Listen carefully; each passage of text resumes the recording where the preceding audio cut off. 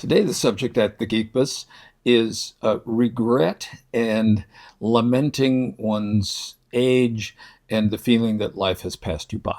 That is a feeling that I can tell you we are all capable of having it, and we're capable of having it at any age. You can feel that way at 15, and you can feel that way at 85.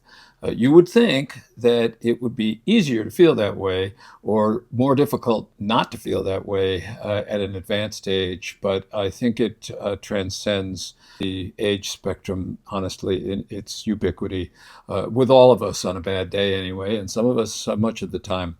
But I have a little philosophy about it that I'll keep it brief, but I'll tell you what it is. I had the experience at maybe, I don't know, 30 years old, where I thought, I wish I had written that book that I planned to write and that I am in the middle of writing right now.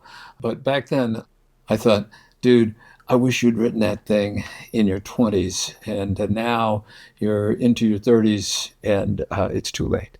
You're never gonna be able to do it now, and you'll be too old by the time it's done, and who knows what. And then I had the experience of thinking the same thing when I hit my 40s. You really have to produce your masterwork. I wish I had done it in my 30s, and now it's my 40s. How am I ever going to do it? And then I had a revelation. And I'm not saying that revelation led to the book. Why I feel the need to write the book is another question. But what I did think to myself was, okay, fast forward and do a little counterfactual with somewhere in the more distant future. What about when I'm 60? And I think to myself, man, I really should have written that book in my 50s. Well, back then, I'm still in my 40s, and I'm like, yeah, that probably is what I'll be thinking. And so the question is not why didn't I do it back then, but why didn't I do it right now? And that would be in my 40s. And the same thing is true now. Whatever reason you didn't do something back when you think you could have is the same reason that you're not doing it now. That's the most important thing. It may have the bits changed, mutatis mutandis, as we say, but the fact is, whatever stopped you then is stopping you now. There's no time like the present, as they say, or if not now, when. The wisdom of those little aphorisms, like all aphorisms, is a collected wisdom over the millennia, really. And so they come from somewhere and they mean something. And it's exactly true. Whatever it is, you thought you couldn't do it. Now it's too late. You've got yourself convinced of that. There's a relief in the idea that it's too late because now you're off the hook. Oh, well, I should have done it, but I didn't, and it's too late now.